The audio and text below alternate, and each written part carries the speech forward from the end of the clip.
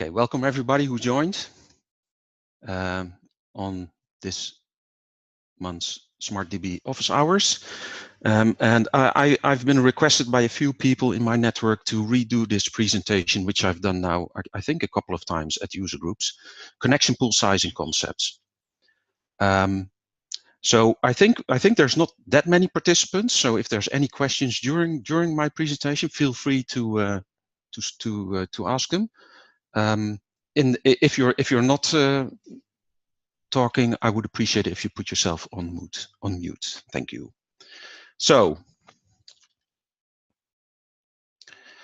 what I want to do, and it's going to take me probably 40-45 minutes, is first give a quick overview of the architecture of a web application. And while doing that, the main reason why I do that is because I want to introduce these two terms, a connection reservation and connection queuing. Once I've done that, I would like to briefly discuss the issue of two large connection pools and introduce yet two more terms, CPU oversubscription and database oversubscription. Once that's all out of the way, I'm really going to start talking about sizing your connection pool and then use all these concepts that I've explained earlier. And we'll end with some recommendations. By then you should know what the recommendations are probably. So what's a web application architecture? Well, we all know this, right? It involves browsers, very likely an HTTP server and an application server hosted on the same server, and a database server in the background. I have a small picture here depicting this. So we have an application server. On the application server, we have the JVM running. All the browsers are out there. They contact the HTTP server, which forwards their requests into the JVM server. Now, the JVM is actually a multi-threaded Linux process. So for each request that enters the JVM, a lightweight OS thread will start working on that request. And the JVM will have preloaded all the application code in order to do so. Now, inside this JVM, we have this thing called the connection pool. And a connection pool is a number of pre-spawned connection objects, each of which already has already authenticated into the database. Hence this black line here going to a dedicated server, which is the foreground process on the database server instance that belongs to this particular connection object. So here I'm depicting a pool with three connections, each having a connection into the database. Now, you can size this connection pool if you're on WebLogic through console services data sources. You can actually say, okay, when WebLogic starts, this is the initial number of connections that should be created inside the connection pool. That's the minimum capacity to which it may shrink if it ever needs shrinking. And that's the maximum capacity to which it's allowed to grow as the number of lightweight Java threads that want to get a connection into the database grows. If you're not using WebLogic, very often there's programmatic as a programmatic way to do something similar. Here I have a sample Java source code where I'm getting a pooled data source from the pooled data source factory. I'm saying it should use this UCP class, and then I'm setting those three parameters, for instance, all to 70 here. Set initial pool size, set min pool size, set max pool size.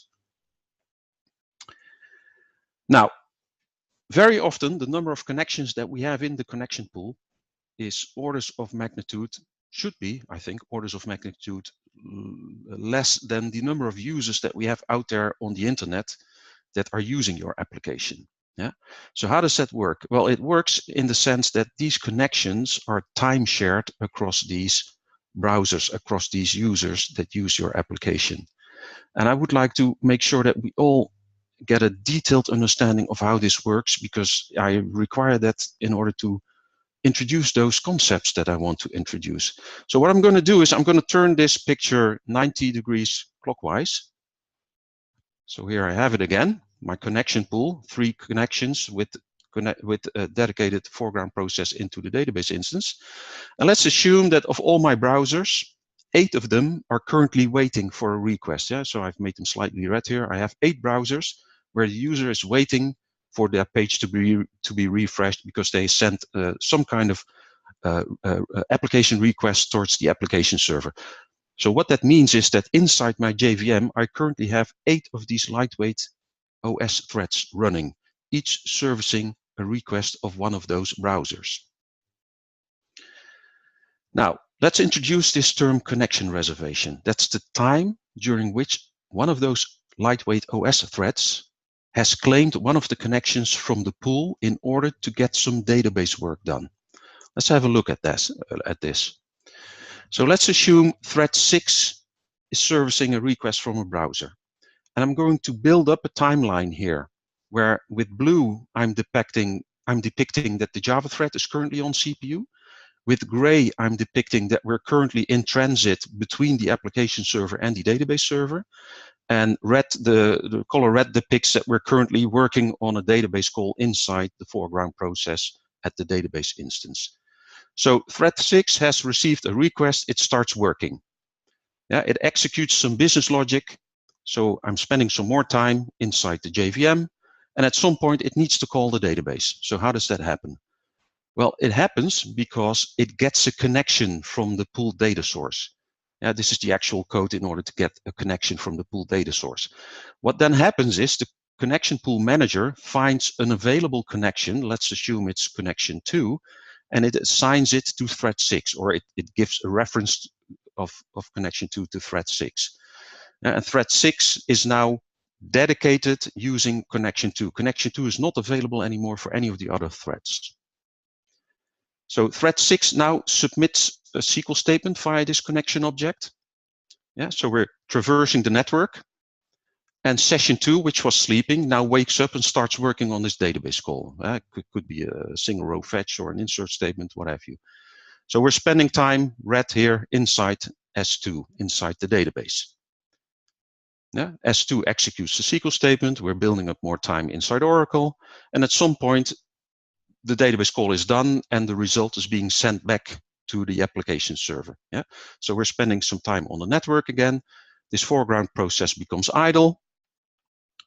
The thread 6, which was currently in a wait sleep because it was waiting for the database call to complete, now wakes up and it gets the result from the database call from C2. So we're starting to spend time inside Java again. And at some point, thread 6 is done with the database call and it does a connection.close, which doesn't close the connection. It doesn't disconnect from Oracle. It returns the connection object into the connection pool.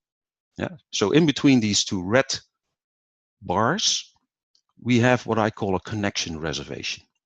Now, thread 6 is still working a little bit. At some point, it sends the result back to the browser. Yeah, so outside the connection reservation, we're again spending some time inside Java. And at some point, thread 6 is done with the application request from that particular browser. Yes, thread 6 is now available again to service requests from other browsers, from other users. Now, so during this time, session 2, I'm now talking in terms of the foreground process, not in terms of the connection object here.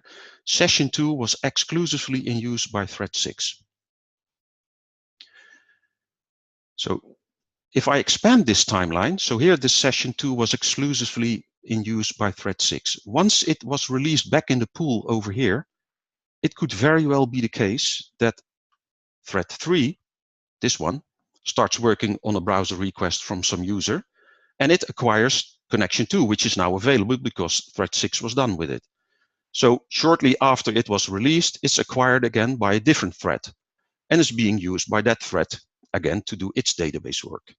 It gets released back into the pool, and it could well be the case that now thread 6 is working on a browser request of a different browser than it was working on here, and it happens to get the connection object 2 and hence uses session 2, the foreground process, into the database. Yeah, so you see this session 2 being time shared all the time.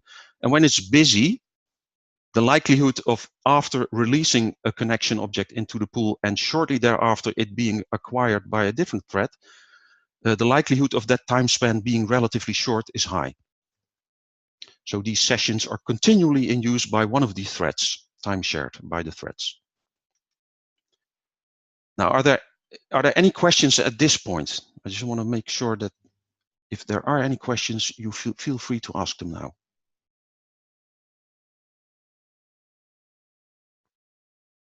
Okay, then let's continue.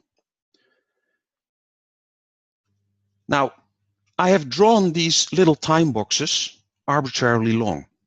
Yeah, but you may wonder, are these durations proportionally okay? Yeah. So I'm sort of like depicting, okay, the time we spend on the network is the same as the time we spent on the database, and we're spending a little bit more time inside the JVM after having acquired the connection object and just before we release it back into the connection pool. Yeah, but I want to get you start thinking, maybe this is totally wrong what I'm depicting here. Maybe the time in the database is dominant during a connection reservation. Yeah, or maybe the network time is dominant during a connection reservation. Or maybe that's even not true, and it's the application time after having gotten a connection and before releasing it back into the pool. Maybe the application time is dominant during a connection reservation. Yeah, just be aware of the different scenarios that you can have here, because this may be different for each different application. I'll come back to this later in the presentation. But to make to get a feeling of whether this is okay or not, let's make some educated guesses. So what's the network latency between two servers if they're inside the same data center and close to each other? Yeah. I would expect sub-millisecond, maybe ranging somewhere from 1.5 to maybe a little bit over a millisecond. Yeah, and we're spending that time twice. Now, what's the time to execute a single row database call? Typically, applications nowadays, they use the database in a bit bucket way, just as a persistence layer, and all these applications, they send single row database calls to the Oracle database instance, and they execute fairly fast. A single row fetch by row ID may execute just maybe even less than 10 microseconds, depending on the size of the row. A single row insert involving maybe maintaining a couple of indexes, 3, 4, 5 indexes, may go up to 1 millisecond. Yeah? But it's sort of in the same range or less than what we have going on the network. Now, what time does it take here to descend down the JDBC layers before we hit the network, and to ascend back up the JDBC layers, and maybe even some persistency ORM framework, object relational mapping or Hibernate, those kinds of frameworks, traversing up and down those Java layers that you have here, again, inside the reservation? Well, that I honestly don't know, but my gut feeling is this could be well beyond a few microseconds also. Yeah? I don't think this is sub-microsecond work. It's probably a couple of microseconds, and depending on how heavy frameworks you have, you use in your application architecture, it could be into the tens of the microseconds. And again, we're using that twice. We're spending time there twice, descending into those Java layers and ascending back up those Java layers once the database call is done. Yeah, so it's actually, it's not just looking from the rules of thumb here. I could actually validate that these proportions are somewhat near what they could be in the real world. Now, I was only showing thread 6 doing a single database call. In the real world, a thread will typically do multiple database calls. It will go down to the database server, get some SQL done, go back up to Java, get some SQL done again, go back up, and again do a third call to get some SQL done. Yeah, so you'll have many back and forth going on between the get connection and the close of the connection, the returning of the connection into the connection pool. So let's talk about a different concept, connection queuing. So let's assume I currently have a connection pool with 3 connections, and all 3 are currently in use. All 3 are reserved. Connection 1 is reserved by thread 4, thread 6 has C2 reserved, and thread 7 has C3 reserved. And they're inside a connection reservation doing their work with the database. What happens now if thread 1 wants to do some database work? Well, this depends upon how you have configured your connection pool. Let's say your pool is configured to dynamically grow, yeah, or the maximum number that you have configured your pool have configured for your pool hasn't been reached yet. What happens then, and very likely it will have happened before thread 1 wants a database connection, is that the fourth connection will be created quickly or already be available and handed out to thread 1. Yeah, so that's not an issue. Thread 1 can go ahead because the pool dynamically adjusts its size to handle the load that the lightweight OS threads inside the JVM want to do towards the database. But now let's assume your pool has reached the maximum number of connections configured. Well, then 2 things can happen. Your thread will get a Java exception, and I'll explain that on the next slide, or your thread will be put to sleep until a connection becomes available. What happens of these 2 depends on another configuration parameter of your connection pool. It's called in WebLogic the connection reserve timeout, the number of seconds after which a call to get a connection from the connection pool, a thread will time out. Yeah, so if a thread wants to get a connection, the connection cannot hand one out because all is in use and it cannot dynamically grow any further. This 10 means that thread 1 will wait for 10 seconds maximum until it will get a Java exception saying that the connection pool is out of connections. If within the 10 seconds one of the connections becomes available, then we're fine. The thread will have just silently waited for its turn for a connection to become available. Yeah. Programmatically, you can do this also with UCP. It's called a little bit different. It's set connection wait timeout instead of, I think it was reserve timeout here, reserve timeout. But for the UCP connection pool, it's set connection wait timeout, and I'm setting it here to a very large value as an example. Yeah, so it depends upon the configuration whether you get an exception or whether your thread will be put to sleep. Or if there are still connections, thread 1 just continues. But we're assuming that we're trying to seek out what's the maximum size of your connection pool that is still useful to configure. Now, developers certainly do not want their threads to receive an exception from the connection pool manager. Even worse, this could potentially break many apps. So if this value is too low and your connection is sized too small, it could actually break apps because threads will receive an exception and developers have not coded for that scenario. Yeah. Developers neither want their thread to be put on hold by the connection pool manager. Yeah. In the end, this could cause stuck threads, which is a phenomenon inside WebLogic server. But a stuck thread is basically a thread that's just put on hold for a very long time in this particular scenario, and not necessarily a bad thing. Yeah, so since in the real world, developers stress that they don't want either of these scenarios, we nearly always see connection pools that can grow to very large number of connections, where the maximum size is into the thousands, or maybe even the maximum possible value that you can enter in that particular property. Now, we call these dynamic connection pools. Dynamic connection pools are able to grow to thousands of connections, creating thousands of foreground sessions, dedicated servers on the database server. Now, these dynamic connection pools can cause what we call a phenomenon called CPU oversubscription, which I want to explain first. CPU oversubscription, but CPU oversubscription can silently lead or turn into a different thing that we call database oversubscription. And I'm going to explain these 2 terms now, again, using a visual here. Now, database oversubscription, before I start the visual, again, is caused by dynamic connection pools, and a majority of the customers that come to us with escalations actually experience this. You yourself may be having this problem without knowing it. Let me explain that. So what I have here is a little graph that I'm going to build up. On the x-axis, I have the number of active sessions, so the number of foreground sessions that are currently busy working on a database call at the same time. On the y-axis, I have the number of cores, the number of CPUs in my database server.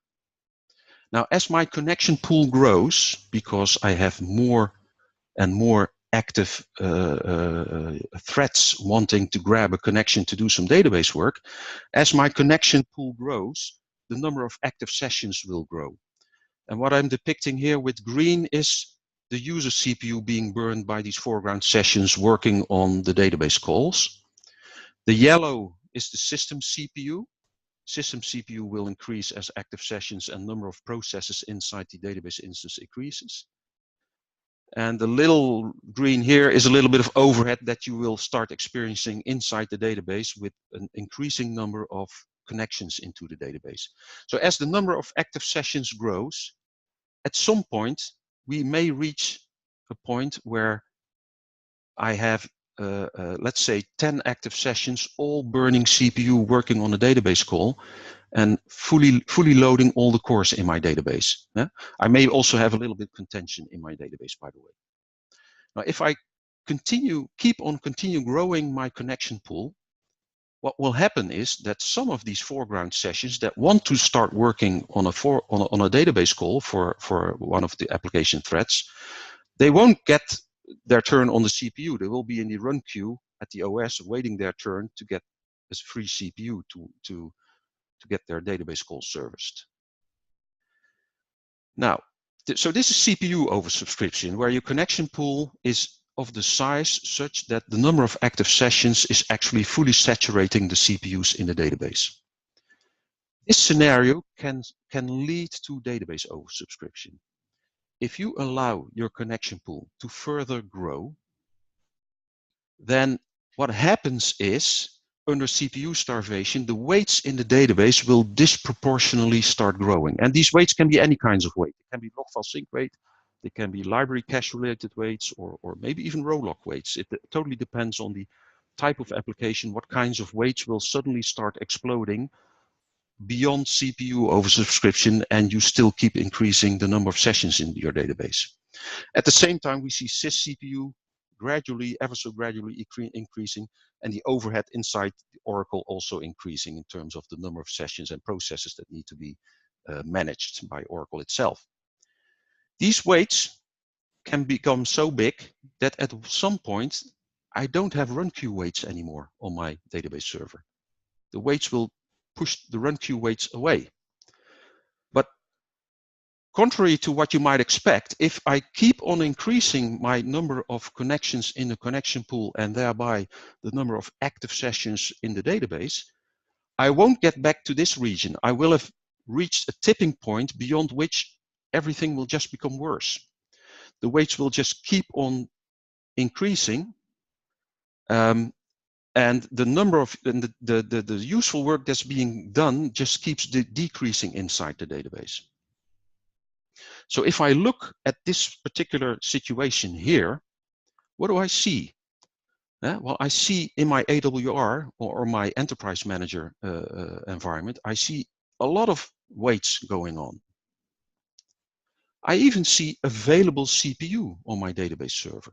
Yeah. So what's this going to say to you if the Java threads are still not getting their work done soon enough? If you see CPU available on your database server, what are you going to do? You're going to increase your connection pool even further, hoping that the database will start spending the CPU, but it won't. What will happen is the brown will just continue on growing, and the useful work that the database, that all these thousands of foreground processes get done, will continue to keep decreasing, and all kinds of overheads will just increase down here also. Yeah. So the only way to get out of this situation is to put a cap on the number of connections of your connection pool, so that you have less foreground sessions in the database, and the operating system of the database instance becomes into a much more comfortable situation where it can get more useful work done. Here's an example of a database oversubscription. So this was a server that had 30 cores, almost 8,000 sessions here at the end of the snap interval. And the database CPU was only 4.7%. And it's dominated by weights. Yeah. If we look at operating system details, I have a huge amount of system CPU.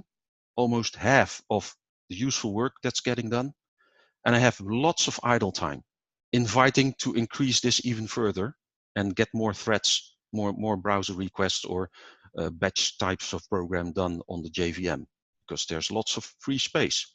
Yeah, but again, as I explained, increasing this even further will just increase this and decrease that one. Yeah, so also decrease the useful work that your database server is being able to do on all the database calls.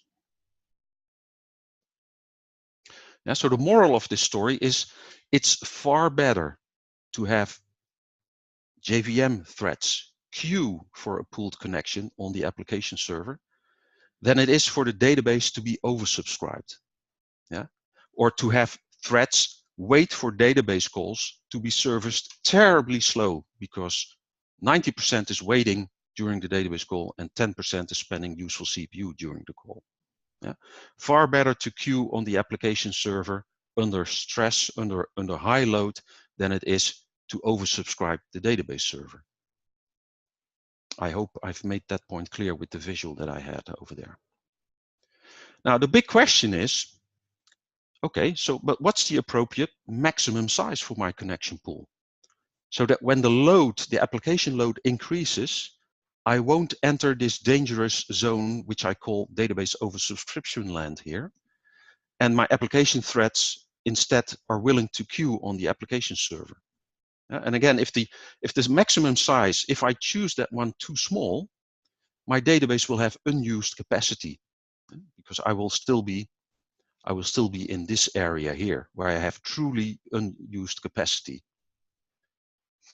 But if it's too large, the database becomes inefficient in servicing your calls and everything just spirals down to getting worse in terms of performance. So going back to the picture that I was building earlier, here I do have a request where I have multiple calls going on during a connection reservation. So I get a connection here. I go to the database 1, 2, 3, 4, 5 times, and I return a connection there. Yeah, so I do have a breakdown, like I showed you earlier, with multiple calls into the database. Let's analyze this a bit further.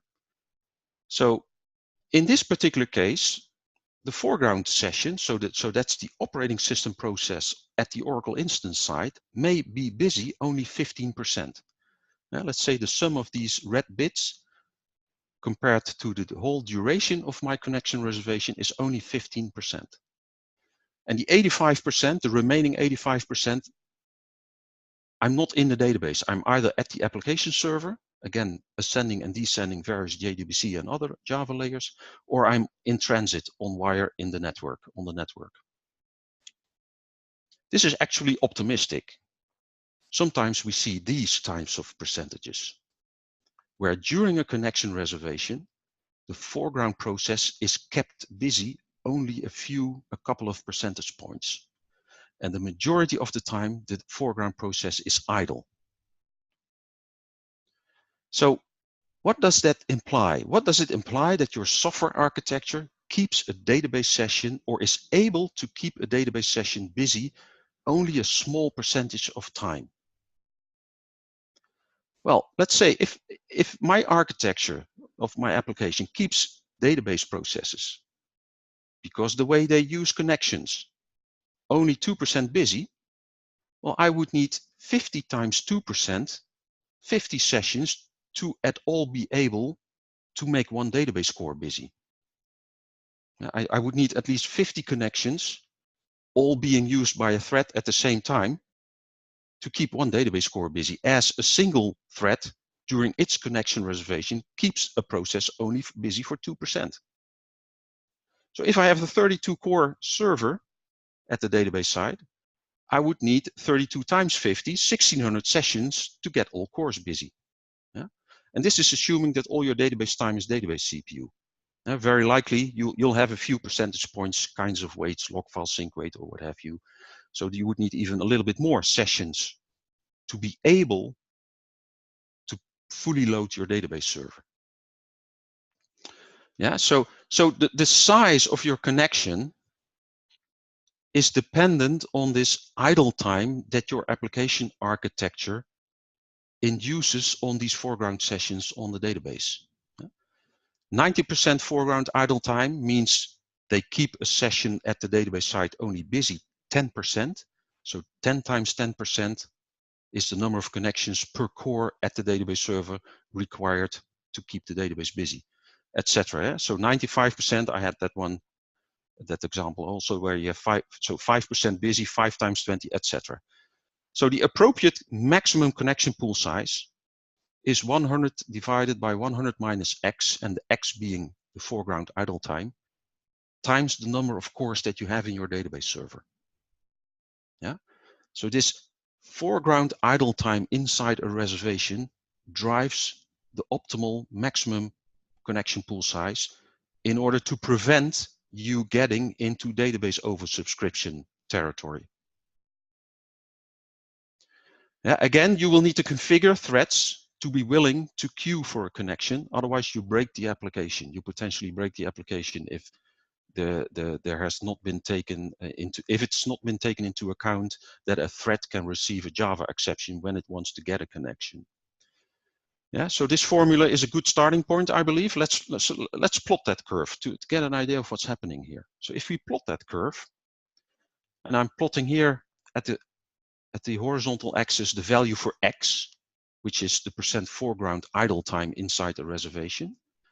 And here the number of connections, and this is the plot for a 10-core database server. Yeah, so if I have a 50% idle time percentage, which implies a 50% busy time of a foreground session, I would need 2 times the number of cores.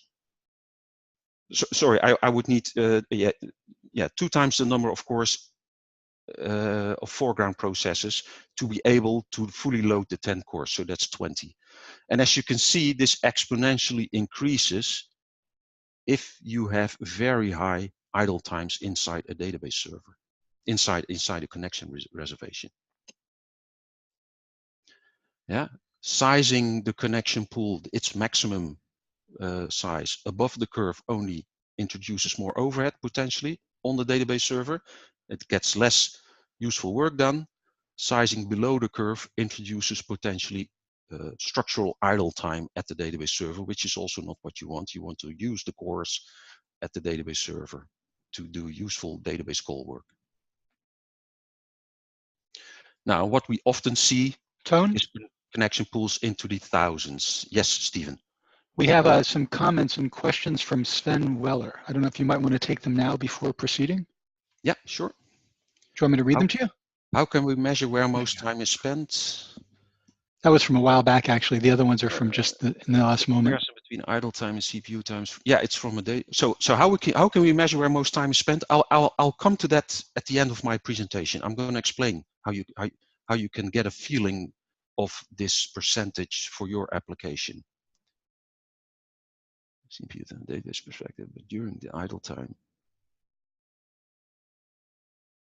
this could still work spent on CPU, especially for systems where the web server is on the same. Yeah, okay, so my assumption is the web server is on a different server, but you're right, Sven. If you have other things going on your database server, then obviously the CPU of the database server can be spent on other things, and it would break the formula that I'm talking about here. Yeah. Okay. So I'll come to your first question during the last phase of this presentation. Okay. So these layered software architectures, where we have all these frameworks inside JVM and use the database as a persistence layer, a bit bucket, and not as a processing engine, which is what the SmartDB paradigm is all about. They typically go with using the database as calling the database with very simple single row by row statements. I call these single row CRUD SQL here. Yeah? So single row insert statements, single row fetches by row with the updates or deletes by primary key value. And again, these execute in tens of microseconds, maybe a few hundred of microseconds. And so these layered software architectures, they simply give rise to these high idle times in the foreground sessions because the time spent on the network, and sometimes even the time spent inside the JVM, is relatively a substantial amount proportionally to the time spent in the database, which is very simple work, and the database gets that done really quickly. Yeah, so we get high idle percentage times in these architectures requiring large connection pools. Now, we have a rule of thumb in the real world performance group where we say, well, this is a very fancy and scientific formula, but our rule of thumb is less than 10 times the number of cores. So less than 10 times the number of cores basically means we assume your idle time inside a reservation of the foreground process is no more than 90%, which I think is a bit optimistic nowadays. Yeah? So we assume you should size your connection pool size in this area. So let's say 10. So 10 times the number of cores would be 100, because this was the picture of a 10-core database system. Now, sometimes our rule of thumb doesn't work, in the sense that if you bring down the maximum connection pool size, you'll get more work done. Sometimes that won't work. What is the scenario where this won't work? If you have really substantial percent idle time, and I'm talking maybe over 99%, because during the reservation, you're doing maybe a REST call. Yeah, so you grab a connection, you do something in the database, you go back to the application server, and now you're doing a REST call, which takes what, 3, 4, 5 milliseconds. That's substantial time from the foreground session perspective, where it is idle, it's waiting for the next database call to arrive. Yeah? So if you're in this area, then our rule of thumb won't work. If you then decrease, you won't get the gains that we promised in our rule of thumb. The only thing that you can do in this situation is to change your application and get that REST call outside the reservation, do it at the end or do it prior to grabbing the connection, so that the percent idle time of the foreground sessions drops down. Now, this is all very interesting. I'm now swinging towards explaining how you can get an idea of what the percent idle time inside a reservation is for your application. Now, ideally, you would want this to be instrumented by the Java developers, where they instrument, okay, I'm grabbing a connection, it's this time, and now I'm going into a database call, it's that time, and this database call has taken this much time, and that you could all deduce this by instrumentation. But often, obviously, often this is never the case. But if you're a DBA can get a clue of a certain production system what the percent idle time is. So let me explain how you could get a clue. So let's assume you're still in the safe zone. So I'm not in this zone. Maybe you're in the safe zone because it's late in the evening, or it's in the night, or it's in the weekend, or you're on a test system that never enters this area. If you're in the safe zone, what you can do is create a SQL trace of one of the sessions inside the connection pool. Just put the trace on in this session and wait for it to get some data in the trace file, for it to have been used by a thread and have been reserved multiple times by a thread or different threads. So what you can then probably do is inside the raw trace file, you can spot the get connection and the close, so the acquire and the release moments of when the Java application is using this session in the database.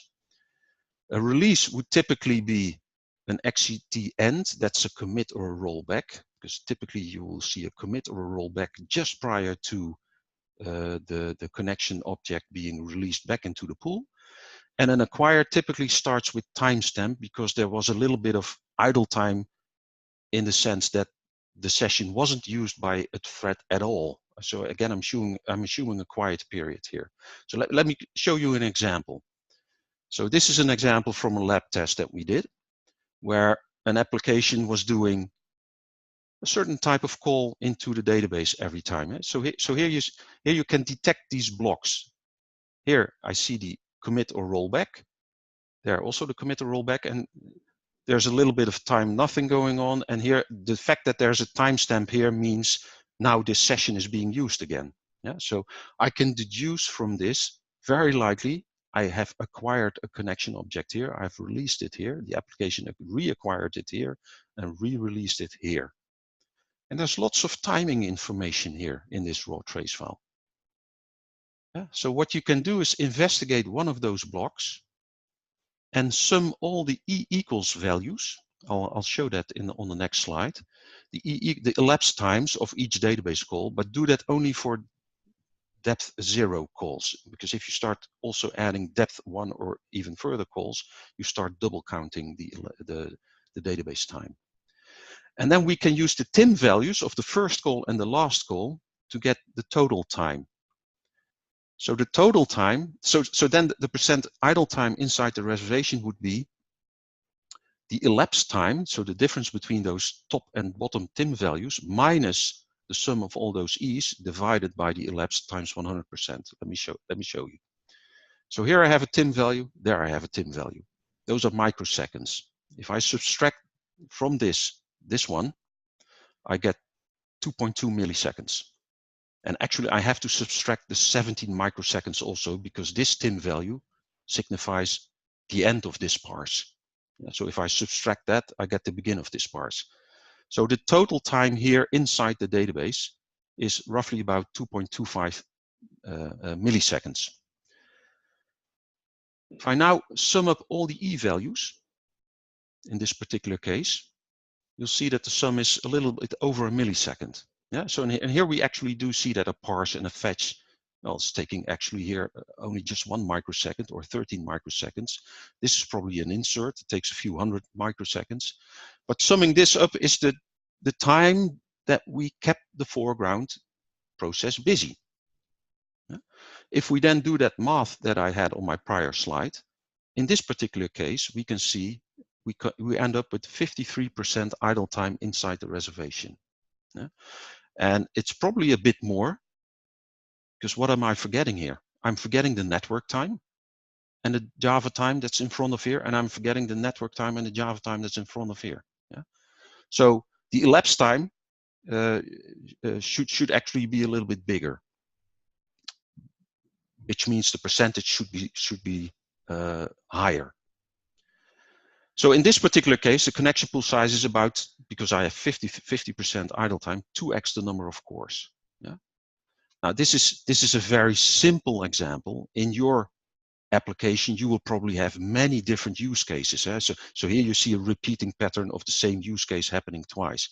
But very likely, obviously your application has many use cases. But spending a couple of hours investigating a trace file like this will give you a fairly good idea of what the percent idle time of your application server that your application server imposes on the foreground sessions on the database server is. Yeah. So and the same thing goes for batch programs, by the way. Yeah? So during the day you could have only a lot of internet traffic via web front ends, but during the night maybe you have batch processes. These batch processes, typically the developers do some kind of do-it-yourself parallelism, where they start multiple threads, divide the work across multiple threads, and all these threads start doing work in the same manner. So it could very well be the case that the optimal connection pool size during the day is different from the optimal connection pool size during the night or evening when you're running a lot of batches, because they induce a different percent idle time on the foreground events.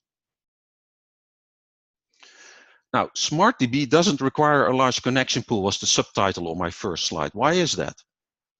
Well, SmartDB uses the database as a processing engine. Yeah? So typically, we would call a stored procedure during a connection reservation. And the stored procedure would do a lot of stuff. It would do many SQL statements without going back to the application server. Yeah? So proportionally, during the connection reservation, the red would dominate, which means we get low idle percentage times of foregrounds, which in turn result into a less big connection pool that's required to get the database server busy up to CPU oversubscription. Actually, you want to be in front of that, but preventing, but staying away, well clear away from database subscription with a much smaller connection pool than these layered software architectures that use the database as a persistence layer require. Yeah, so the recommendations, I'm now finishing, and we can open it up for further questions. It all starts by knowing your average idle time in the foregrounds, like I've been talking about during this presentation. Yeah? Assuming all your calls are CPU bound, the formula is a good starting point. Yeah? And we always advise to not have a dynamic connection pool, to have the minimum, the maximum, and the initial number of connections all set to the same value. Have that connection pool spawned, created on startup time of the JVM, and remain it and have it keep at that size. And of course, configure your threads or configure the connection pool to get to keep the threads to get on hold and not return an exception to them if they want to acquire a connection and none is available. Yeah, so as a DBA, I think there is an opportunity. You may be able to decrease the network time component. If your application server currently, network topology-wise, sits far away from your database server, bringing it closer to your database server, making the time spent on the wire on the network less, is a good thing to do, because you will find out that your connection pool won't need to be as big as it was before you brought your application server closer to your database server. Yeah, but ideally on your next application development effort, and I'm now addressing developers and architects, you want to be in charge of these acquire release cycles and only do quick database calls and not do anything else during a connection reservation. Yeah? Your solution should minimize the % idle time of foregrounds during a reservation in order to end up with a connection pool size and a number of processes on the database server that's manageable by the operating system at the database server side. And with that, I would like to open it up. We have a good more 10 minutes for some questions. Tom, this is Peter Koleski. Hey, Peter. Hey, so a really good description of the process, and I had a question. At that point, I wondered if you'd follow up, or if it would be a follow-up discussion. So, but the first question I had about what you just said is the database can serve multiple applications. Mm-hmm. The connection pool, as far as I know, is set by each application. Yeah. So if you have to add all those up with a multi-application database. Is that? Yeah, that's absolutely right. So what I wanted to give in this presentation is to give you the concepts and the underlying thoughts that you might go through yourself to start talking about this in an educated manner. But of course, if you not only have different applications, you might have an application that's horizontally scaled out of on maybe 4 JVMs, right? Where each JVM has its connection pool, and there's a load balancer in front that spreads the application threads across the 4 JVMs. Yeah, so then you would have 4 connection pools. But the way you can then start thinking about it, if you are able to get a feeling of this % idle time, you have a feeling of the maximum number of connections you ideally would want to see on your database server.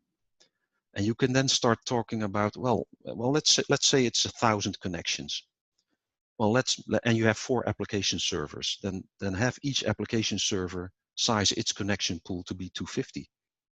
So you can start thinking about how to deal with those situations. But of course, I'm not giving a full solution here.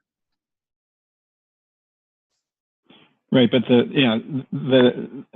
I guess the way to go would be to isolate the application to do this analysis with wait times and things, and then start to add those up across the applications that are on the database. I'm not sure I'm getting what you're saying here. Well, you showed the analysis of how long processes were taking and adding up the times that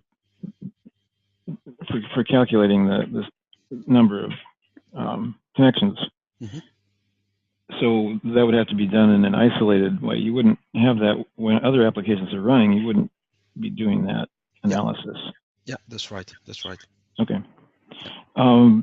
So it's not a silver bullet here. It's just no, right. giving you the underlying concepts. Absolutely. I'm just trying to convert that into how it would work. And the first question that I had along the way is kind of unrelated, but if you wouldn't mind maybe giving an opinion, which is the application server or the application needs to pass from the application server the user login if you're trying to track the user with database code. And we do that with, well, in DC4J, I think there's a get principal method. And you find the username who's logged into the application server, and then when the session or when the application issues some SQL to the database, it has to state that because the connection is reused by other threads in your situation. Mm-hmm. Well, the way we've been doing it is with an application context. So it sets the application context, and then the database can read that when it does whatever code it needs to do. Mm-hmm.